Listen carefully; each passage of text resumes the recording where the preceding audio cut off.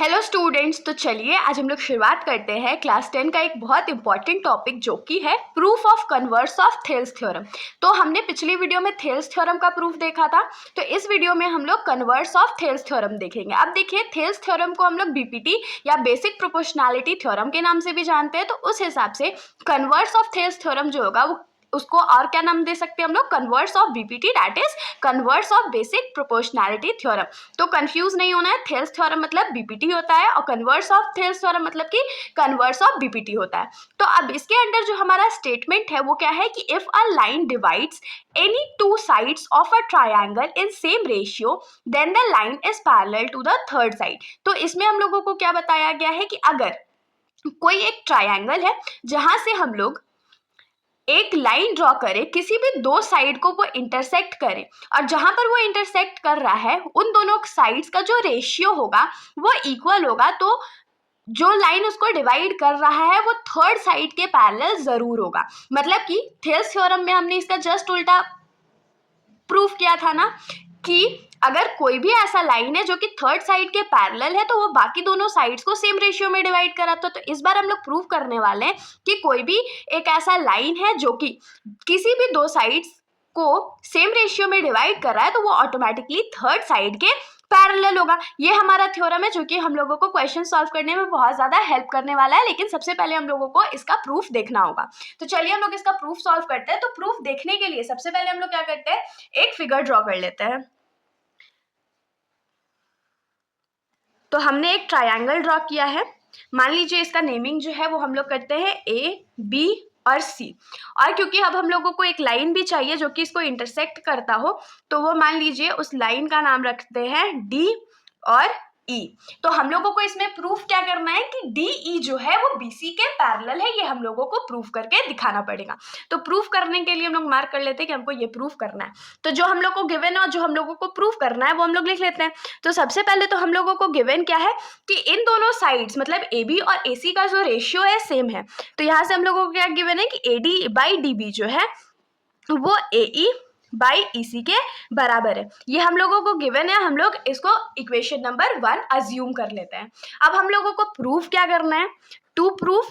तो हम लोगों को ये प्रूफ करके दिखाना है कि डी ई जो है वो बीसी के पैरेलल है। इतना भी आप लोगों को समझ में आया होगा। तो देखिए, इसको प्रूफ करने के लिए हम लोगों को एक कंस्ट्रक्शन का स्टेप लिखना पड़ेगा, जो कि होगा कि हम लोग एक लाइन ड्रॉ करते हैं डी से एफ तक, जो कि एसी को डिवाइड करता है पॉइंट एफ पर। तो हम लोग यहां पर क्या लिखेंगे, to construct let there be a point F on AC such that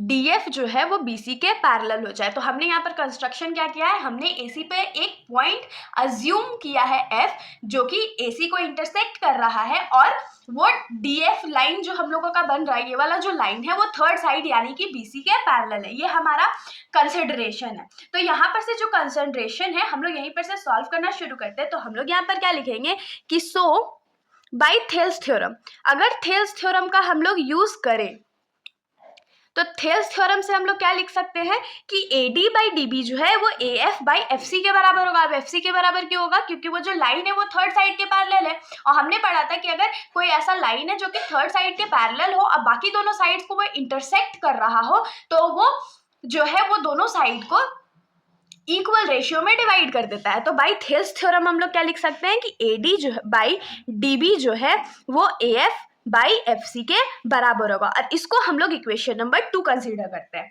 तो अब देखिए, ये इक्वेशन नंबर 2 और इक्वेशन नंबर 1 पे दोनों का लेफ्ट हैंड साइड LHS जो है वो बराबर है, तो RHS भी बराबर होगा। ये तो हम लोग बचपन से पढ़ते आए हैं कि अगर मैथ्स के क्वेश्चन में LHS बराबर होता है दो इक्वेशन का तो RHS भी इक्वल होता है। तो हम लोग यहाँ से क्या लिख सकते हैं कि from equation 1 and 2, equation 1 and 2 से क्या लिख सकते हैं कि क्योंकि LHS बराबर है तो RHS भी बराबर होगा। तो RHS हमारा क्या है, AE बाई EC है, और वहां से वो AF बाई FC हो जाएगा। ये हम लोगों को मिल गया। अब हम लोग क्या करते हैं, दोनों में 1 और 1 ऐड कर देते हैं। तो लिखेंगे एडिंग 1 बोथ साइड्स में 1 को ऐड कर देते हैं। तो यहाँ से हम लोगों को क्या मिलेगा, AE by EC plus 1 is equals to AF by FC plus 1। तो सॉल्व करते हैं, एलसीएम लेकर के इसको सॉल्व करेंगे तो नीचे में हमारे पास क्या आएगा, EC into 1 EC, 1 into AE AE हो जाएगा प्लस EC इंटू 1 EC हो जाएगा is equals to AF plus FC by FC। Same फॉर्मूले से होगा। अब देखिए AE प्लस EC क्या होगा, AE प्लस EC किसके बराबर होगा, AC के बराबर होगा, ठीक है। और AF प्लस FC किसके बराबर होगा, तो वो भी AC के बराबर होगा। तो हम लोग इसको कंटिन्यू करके क्या लिख सकते हैं कि AC बाई EC जो है वो AC बाई FC के बराबर है। यहाँ पर हमने सिंपली दोनों पॉइंट्स को ऐड कर दिया तो हमारे पास AC बाई EC आ गया और AC बाई FC आ गया। अब देखिए हमने एक बार अपने बचपन में प्रॉपर्टी एक पढ़ा था कि अगर किसी भी फ्रैक्शन का या किसी भी दो फ्रैक्शन का न्यूमरेटर सेम है तो उसका डिनोमिनेटर जो है वो भी सेम होता है। तो यहाँ पर से हम लोग क्या लिख सकते हैं कि AC is equals to AC है तो EC जो होगा वो FC के बराबर होगा। तो हम लोग यहाँ से क्या लिख सकते हैं कि EC जो है वो FC के बराबर है। ये सबसे इंपॉर्टेंट पॉइंट था जो हम लोग यहाँ पर प्रूव किया। अब अगर दो पॉइंट जो है वो दोनों आपस में इक्वल है, जैसे कि हमारा ये ट्राइंगल था ना, तो ये हमारा DE था और ये हमारा DF था, ये ABC। अब इसमें क्या बोला है कि EC जो है वो FC के बराबर है। तो ये दोनों पॉइंट जो है वो कब बराबर हो सकता है, जब दोनों एक दूसरे के ऊपर लाई कर रहे हैं तभी ये दोनों बराबर हो सकता है ना। तो हम लोग यहाँ से क्या लिख सकते हैं कि from above we can say that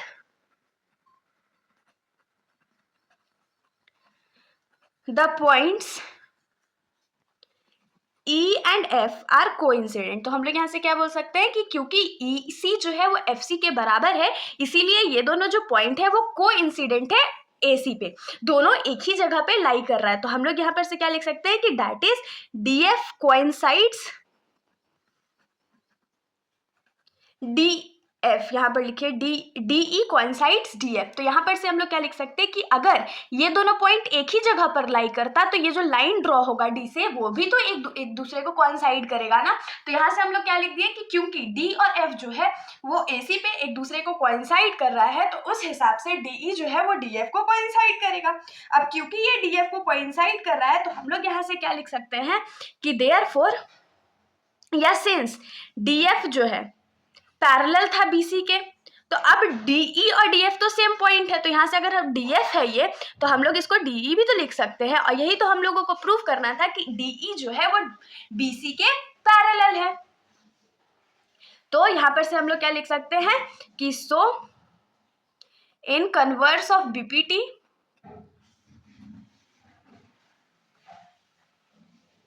we can clearly से